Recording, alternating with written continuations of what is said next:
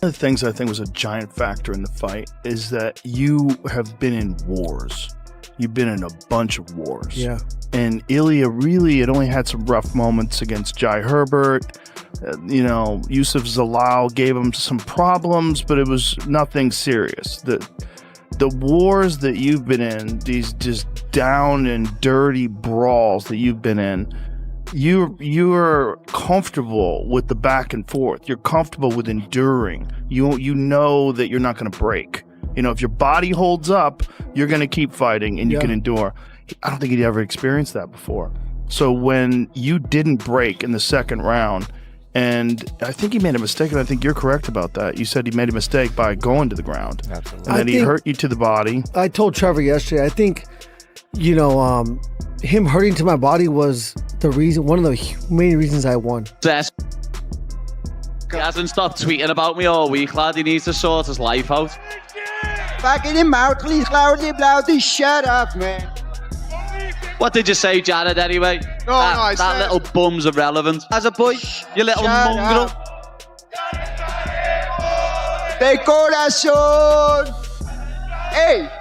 English, yeah? Hey. Speak English. You want to talk to me like the man to man? You said something about me. I went to your country. I slap your face. I get at the wasting win. I walk like a king in your street. Are you talking English? And what you did?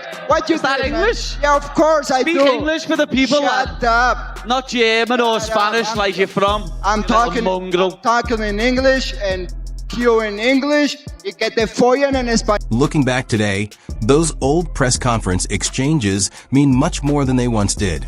What originally appeared to be nothing more than personal hostility and verbal sparring has taken on a completely different significance after Justin Gaethje exposed flaws in Ilia Topuria's game that were also pointed out by Joe Rogan. Because of that, Paddy Pimblett is no longer seen as someone simply seeking attention, as many people now believe he has a legitimate opportunity to win. Although the rivalry is still driven by genuine dislike between the two fighters, there are now real technical reasons why so many across the MMA community believe this matchup is becoming increasingly unavoidable. As Paddy himself put it, "I want to become a world champion. I want to be the undisputed champion of the world. And I want to make history as the first undisputed world champion from Liverpool." World champion. I want to be undisputed champion of the world. I want to be the first ever world champion from Liverpool.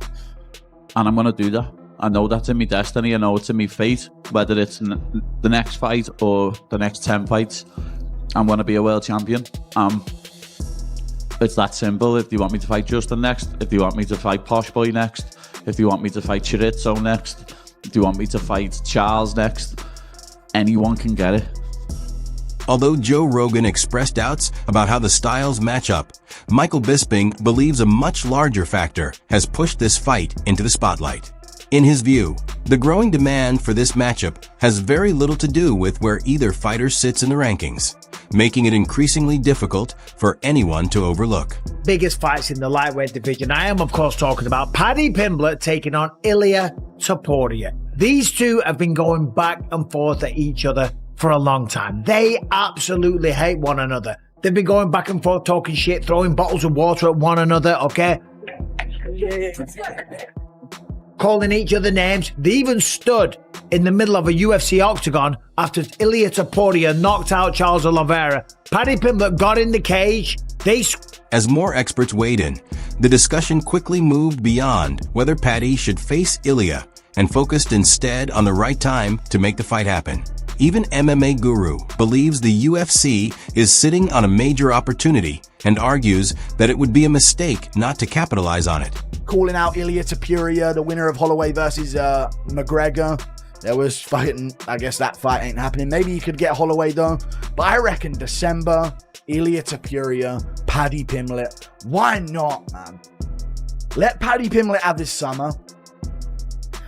He's back on momentum. You have to cash in on Ilia Topuria versus Paddy Pimblett. This rivalry was never rooted in mutual respect. It has always been driven by genuine animosity. After Ilia suffered the first loss of his professional career, Paddy's belief in himself only grew stronger. During his conversation with Michael Bisping, he explained why he no longer sees this fight as merely a possibility, but as a matchup that is destined to happen.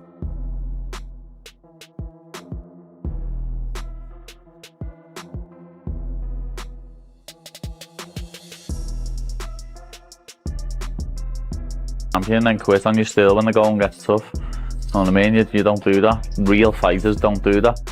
It seemed like with Ilia's success, and he was talking about being a 3-weight division champion and stuff like that, seemed like that fight might not have happened between you two. But now it seems like it might be a real scenario. Is that something you're thinking about? I always wanted to fight him, man. I think it's inevitable at some point that I'll fight him. It's inevitable. At one point in our careers, our paths are going to cross. It's as simple as that. But, you know, Justin Gaethje beat me and I said he was going to. While Paddy was already looking toward a future showdown with Ilia, the UFC's lightweight division was beginning to evolve as another championship fight started coming together. Well before fans began calling for this matchup, the bad blood between Paddy Pimblett and Ilia Topuria had already been intensifying behind closed doors. One of their most explosive face-to-face moments was even captured on camera, making it clear that the hostility wasn't created for promotion. Instead, it was the result of a rivalry that had been growing naturally over the course of several years.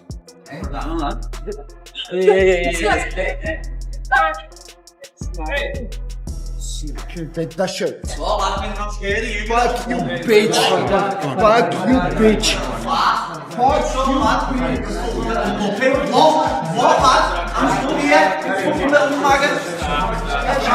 The tension between them grew even stronger after Ilia's defeat to Justin Gaethje. Following the loss, Paddy openly criticized Topuria, going as far as questioning his determination in one of his most direct public remarks to date. Those comments quickly fueled widespread discussion, with fans and analysts across the MMA community debating whether his assessment was justified. We're not bitches, we're fighters. It was just great to see that little bitch quit in the corner. But he did quit, Paddy. He did not quit, Paddy. Who stopped the fight? Because it sounded like someone said, we finished the fight. He quit. You think he quit? If my coach says to me, we finished the fight, I go, no, we finished the fight. We're going out there. Can't sit there. Paddy wasn't just celebrating Justin Gaethje's win. He was studying Ilia Topuria's performance and came away convinced he had found the key to beating the former champion. Yeah, you little... And this is what I'd do to you. I'd make you quit. Oh! Nice right hand by Justin. Oh! Gaethje always goes for the kill. I know he could leave himself a bit open, being a bit overzealous and trying to finish him, but it doesn't look to me like Topuria's got that power still, lad. And you can see, never faced any adversity in your life, lad. And now you're facing it and you're quitting like a little... I went 5 with him, lad, and kept biting down on me gummy and swinging till the last bell. Really is on mount, yeah. Let's see if we can do anything with it. This could steal in the round. Paddy believes a fighter's first loss changes them forever, and he questioned whether Ilia Topuria could ever regain the same confidence that once made him seem unbeatable. Same. Really? Yeah. I understand what you're saying, because that can change. He's never lost before. Like, I lost when I was 18, lad. I had to build myself back up then. Yeah. Then I lost again when I was 21, when I thought I was invincible. Yeah. But he's never lost before, and he's about 27. And his whole aura around his fighting is, I'm unbeaten, no one can beat me. Now he's just being beat by Justin Gaethje. In his words, 38-year-old man. You know what I mean? When he beat me. Yeah. And then he just went and absolutely punched his face in for 4 rounds. It wasn't quite like that. But... While some think Ilia's loss could have lasting effects, Ariel Helwani and other respected analysts view the situation differently, believing this setback could actually fuel an even stronger return. Okay, the swelling on the face, the swelling on the nose, it's okay. He'll be back. He'll be fine, right? Will he be the same version of himself? We don't know. We got to assume. I thought the way that Ilia Topuria handled himself after the fight was nothing but class. I think I saw a story somewhere that his brother came over to him and said, how you doing? He said, hey, listen, did the people enjoy the fight? That's the main thing that he wanted to know. And it was a phenomenal fight. Obviously, recency bias, one of the best fights this year, if not of all time. Topuria just lost to Justin Gaethje, so they're both coming off losses. And if he wins against Benoit Saint-Denis, well, Ilia Topuria is the...